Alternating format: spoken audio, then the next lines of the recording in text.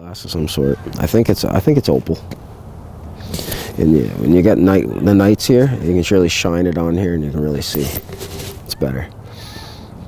Where did you find it? I was just over there, and all along here. There's a volcano up there called Mount Curry. We're along the shore of St. John River, and the Lower River Valley of Fredericton. Have you guys named the place? Have you named it? Tent City. So when I was living in Toronto in 2000, they had a place called Tent City, but it was actually made of shacks. Why? I've been looking for love since I was born. I was caught in the eye of the storm.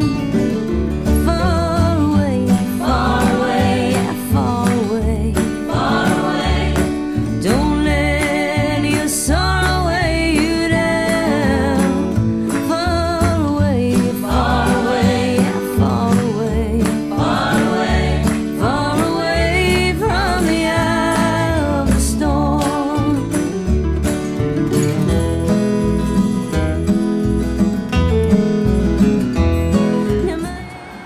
This is some of the most valuable real estate in North America. And despite a continuing problem with homelessness in Toronto, development along the lakeshore continues at an unprecedented rate. And it stops here, a 24-acre plot of toxic landfill, where until a couple of years ago, a community of squatters had built a shantytown known as Tent City.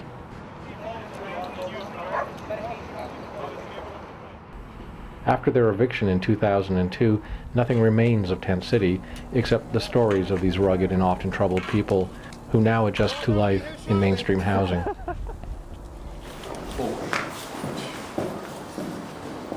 In 2001, the homeless population in Toronto had outgrown the hostel system by several thousand.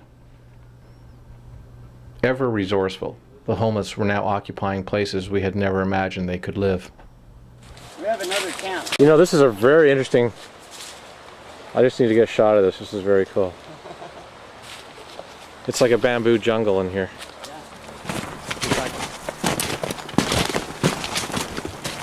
Beavers living at it. What's that? The beavers living at it. That used to be my bedroom, right there. Used to be a house right there. And so did this. For our fireplace. You can see our fire brick right there. Where we built our fireplace. Used to be a good place at one time. Yeah. See, they're going to do a studio for making films. Yeah, another one. On the waterfront where we are. It's going to cost them 150 million and employ 2,500 people. So I won't get a job. Not even as caretaker. It's not one. I had them all chasing me. I had one cop beside me here, right here, he's driving. As you get on that phone, you tell him back off. No cigarette or family jewels are going. So I got out of the car because the cop wanted to talk to me, the chief of police wanted to talk to me. I got out, he says, put your gun on top of the car. I says, I'll tell you what I'll do. I'll put my gun there if you take that gun out from your boot and put it up there. And one cop stuck his head up. That's how I knew there's another cop there. Other than that, I never knew. He says, you know, if we made a move, we're gone. What were you doing? I robbed this here bar. Because I've changed. I don't know if I changed for the good or the worse. First time I met Eddie, he has always talked about going to rehab, but he never has. 71, I got a murder beef, and then in 75, some guy was raping a kid, and I ended up stabbing him 41 times. I ended up with 17 and a half years. It doesn't mean that I'm right in what I did. Right. But that's the way it went. I like me better now than I did then. How's that? I'm more of a... I like people more, and I like me, so, you know. Eddie is a friend, but a classic crackhead, loyal and caring when straight, and driven by an insatiable urge when high that compels him to do unsavory acts.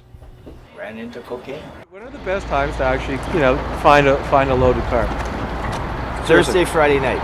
Why? Anywhere between 8 and 10 o'clock, since people are going in for supper and they leave their stuff out in the car. Or, if it's a rainy night and they come home at night, they won't take their stuff out because it's raining and they don't want to take it wet.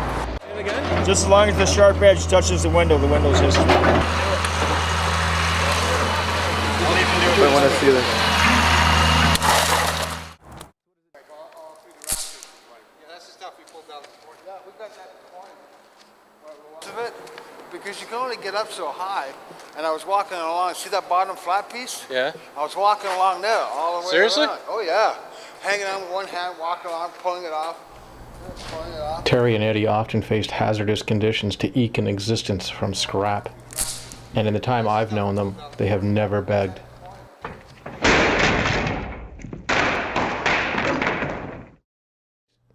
It's amazing how hard these guys work to make $30 or $40 a day, and I sometimes think it wasn't about the money, but perhaps about keeping themselves otherwise occupied. I did.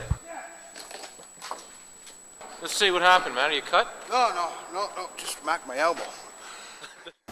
Right, because that's heavy copper in there.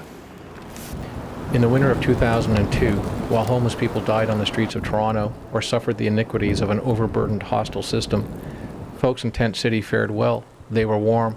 They helped each other out. One night my dad caught me coming back in my window. He was sitting in my room. Did I ever fucking get it beaten? Oh my God. But it never helped. I did it over and over and over again all the time. Then I started doing drugs at an early age. What kind of drug? I started just doing pot at first, and then I just got heavier and heavier, and I got into cocaine and speed, and I started stealing more and doing a lot of crime, eh? Then I ended up selling drugs.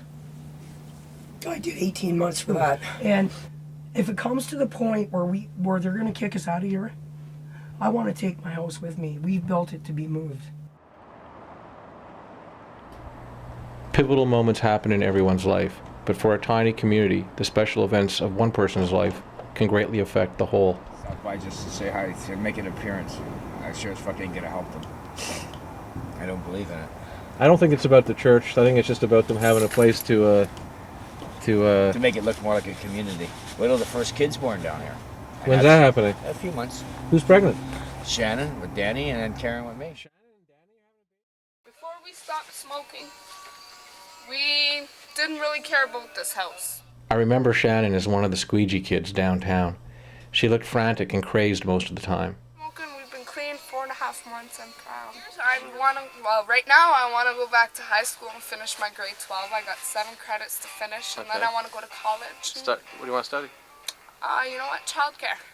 You get a chance to talk to them.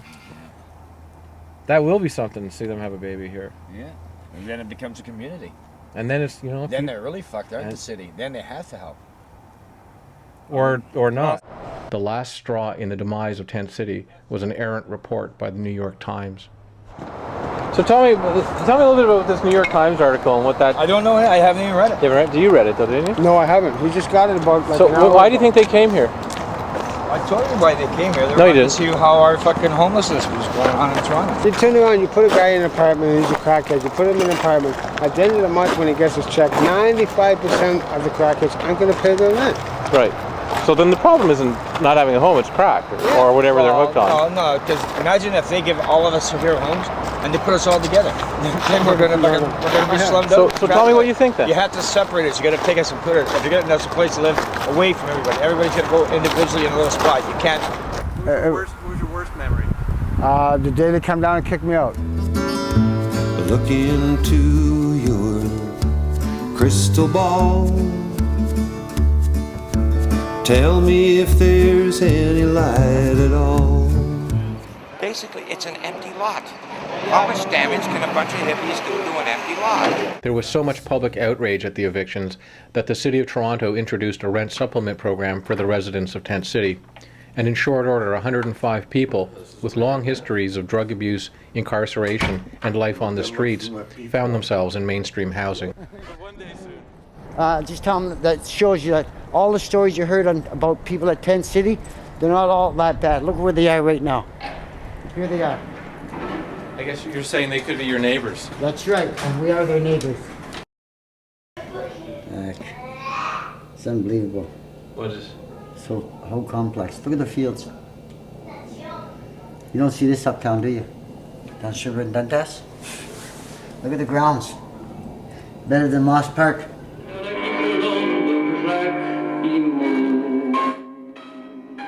What did you like about Tent City? Just because it was free? No, the trees. It was nice and shady down there. The breeze, and you look out and you can see at nighttime, right? The lights and all that. Can't see CN Tower from here. Compared to the last time you saw me, Eric, don't I look better and look happier than I did down there? Is that all we want from a human being, is whether they're an addict or they're not?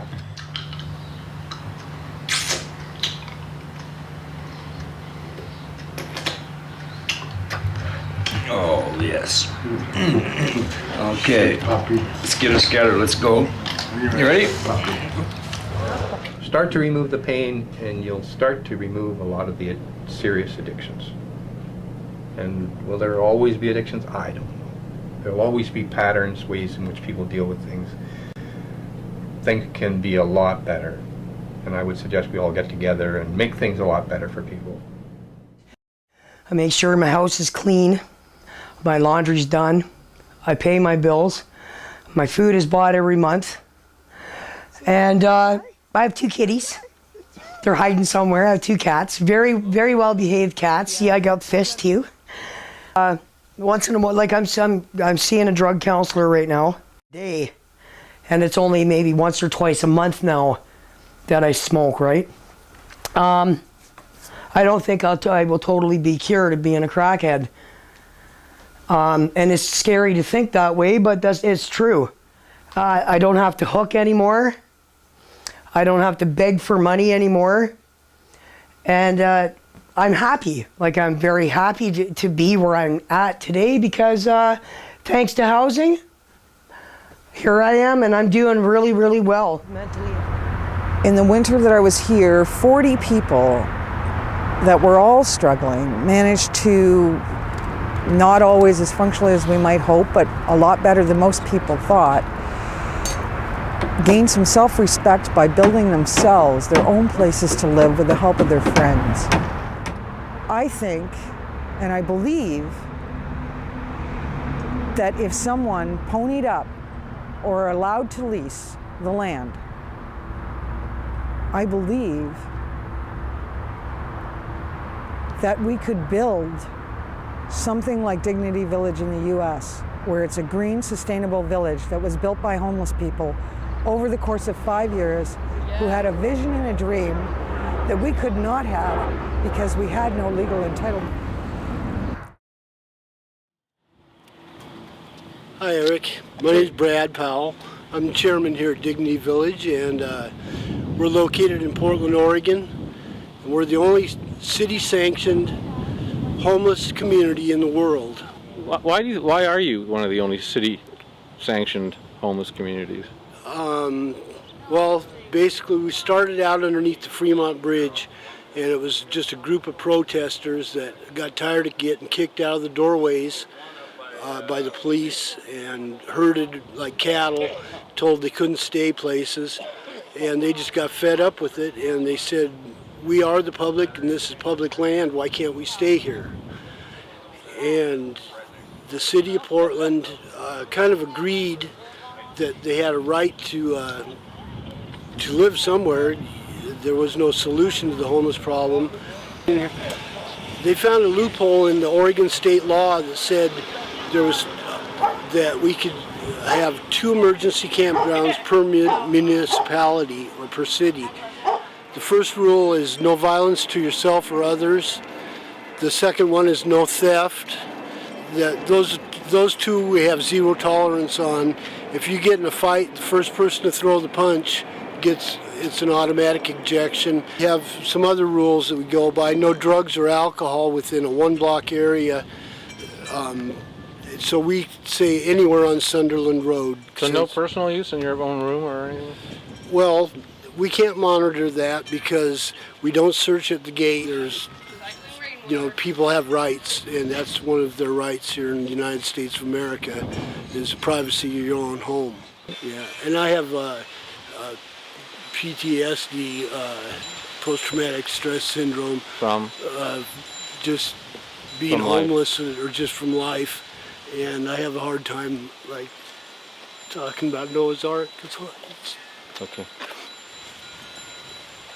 It's the guy's last page certificate, but I've called. Well, my door has a flag on it. My wall has a flag on it. I got a flag here. I'm a pretty good. I'm a patriot.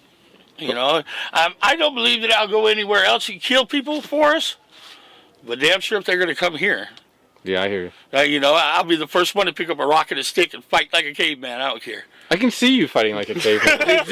I tell everybody when they get here, they're like, oh, this is so great. This is so great. I said, there will be a time that comes that you will regret and dread going out of the gate.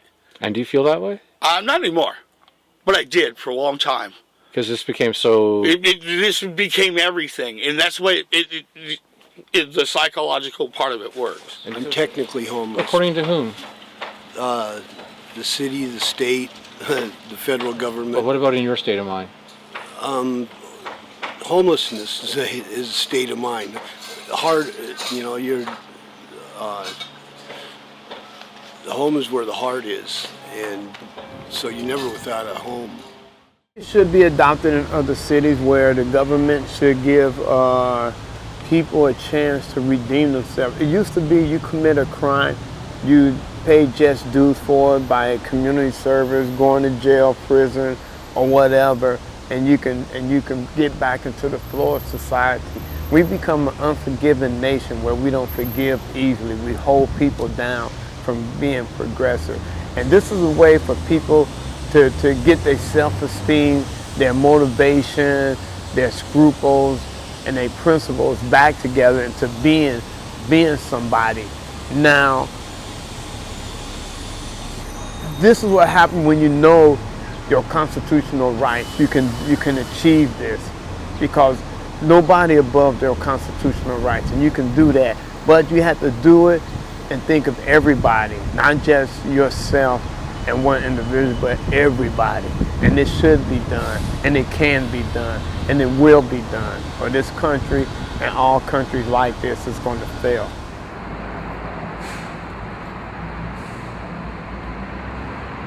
The guy who does this weaving of the palm, pretty cool.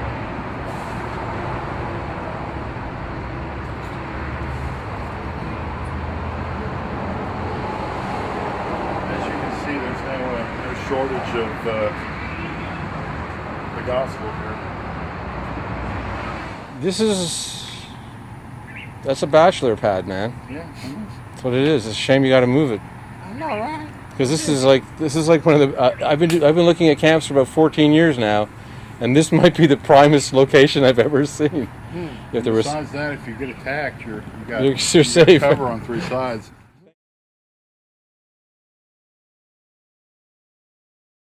You didn't have kids or anything? I had two daughters. They're dead now, though. What happened to them?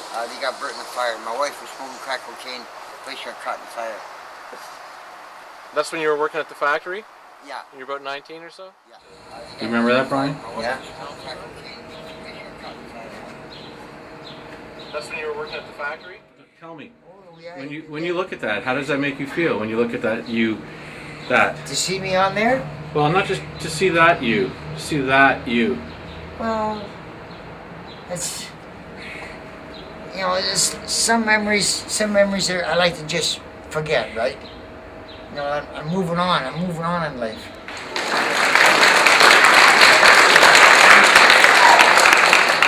I'm the same wearing pink sandwich jacket for all the years they've been stuck in with me, and through the hard times.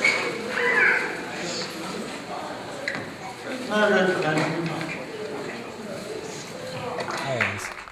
I think the issue that people are leery of is creating those community spaces, a tiny home community, and having it turn into maybe some of the low rental communities that that were constructed in the 80s, and then in turn, poverty breeds more poverty, and it's that they feel they're creating a space that doesn't allow people to rise above or move out. A lot of people fight and are, they speak very loudly and almost bully the communities and the cities to say these people should be allowed to sleep outside if they want to sleep outside. These people deserve more than sleeping rough and sleeping in a tent. They deserve a place to call their own that isn't a tent, that isn't a place where they don't feel safe or they can be affected by the elements. So a tiny home community, if that's what that means, then I can't see a reason not to build it, provided that it's done the right way. It's handled through an organization or a community organization that has ties to the city, that has ties to wraparound services in other areas, so that we're not just building a house, we're offering them supports and helping them through those. You're suggesting that we do what places like Calgary just did with Homes for Heroes? 100%. Yes, I lived in what became Tent City here in Moncton on Albert Street. And Chris and I had gone for a walk, and I said, I think we need to go home. And he just kind of stops. He's like, you're in Ontario, you are home. I'm like, oh no. We started something in the East Coast, and I need to go back. So we ended up coming back to Moncton and staying at a B&B here in the city.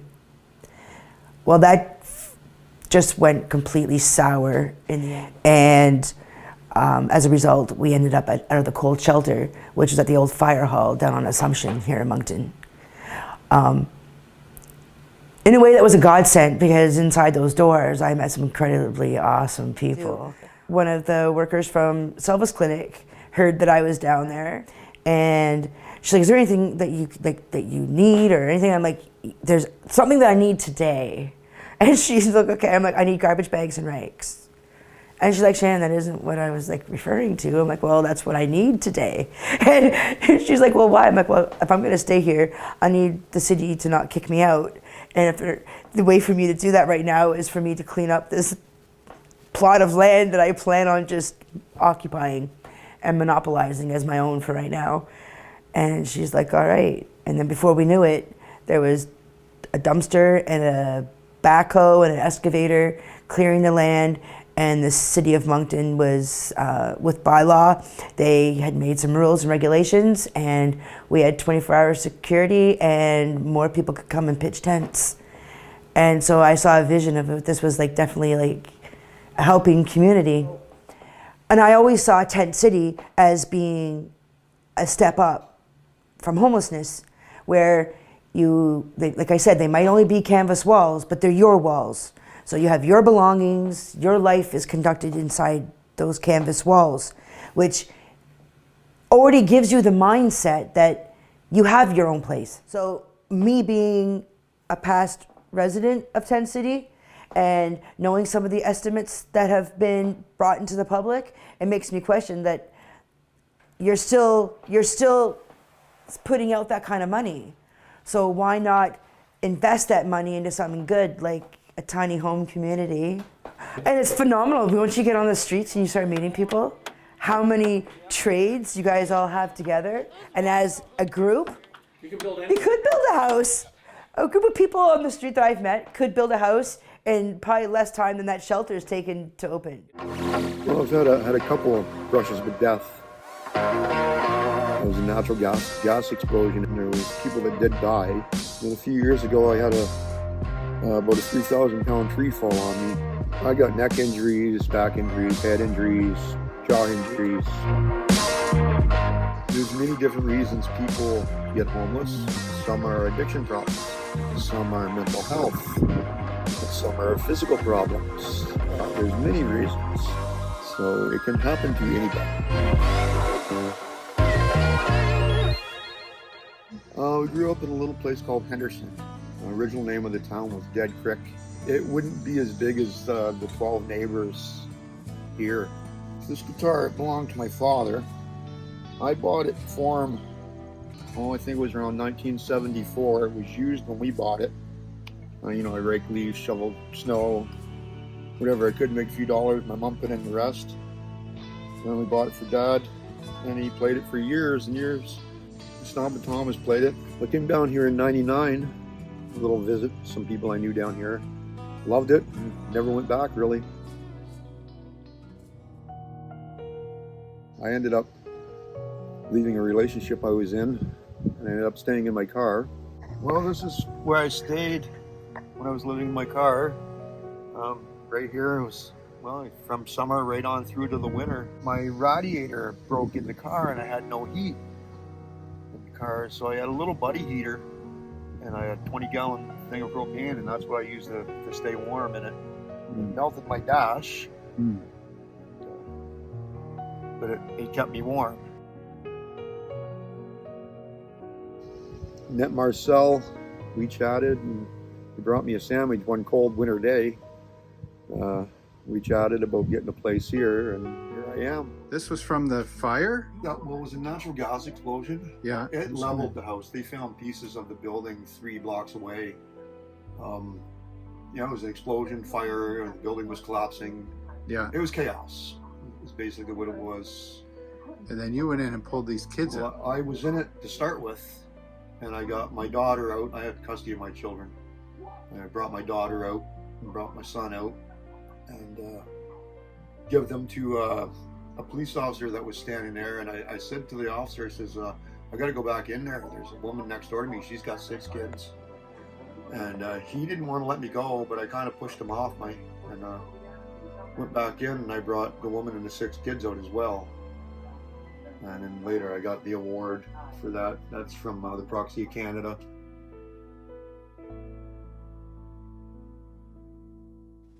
I started working with Marcel and his company. He threw me over on the shop side of the building. Started building the floors and the walls and stuff, and then try to stay busy is my outlook on life. Is try to stay going. Fellow employees become community as well. They become your friends. Keep yourself busy, keep yourself active, keep your mind going, and I think you'll work through a lot of life's problems if you do that. I can just say this is a great place to live, great neighbors, great support systems here. This is a good thing, and we need more places like this. So when I'm out and I'm coming home, that's what I tell them, well, I'm going home. Yeah, it's pretty much, it's all healed. Like, it was in my blood, it was in my bone and everything, but it's not in my bones no more. It was down here to almost to my elbow. Yeah, we need harm reduction, don't we? Yeah. We need safe injection sites, and we need more needle exchange. Yeah, we do. Yeah, meth and snorting it and doing ice and stuff and different things. How realistically is it for you to get off it if you want to get off it? If you want to get off it, you will. And do you really want to? Oh yeah, I do. I do now, more than ever. I couldn't tell you if it's going to be a success or not, but I'll tell you, if I don't do it here soon, I'm just going to miss everything. It'll all pass me by. Well, I'm glad I met you, and I'm glad you had that cool rock, because it was a really good opportunity for us. Let's see it again. Yeah. I honestly, I don't know what it is, but it's beautiful. I do. And screen turns blue. Yeah, heat treated. I hope you find what you're looking for. I should. Never get ahead by going back. If I could see the future then, like I can see the future now, I know what I'd do again. I know what I'd do without. Every wrong road taken, I'd make it right somehow. If I could see the future then, like I can see the future now. If I could see the future then, like I can see the future now, I know what I'd do again. I know what I'd do without. Every wrong road taken, well, I was straightening right out. If I could see the future then, like I can see the future now.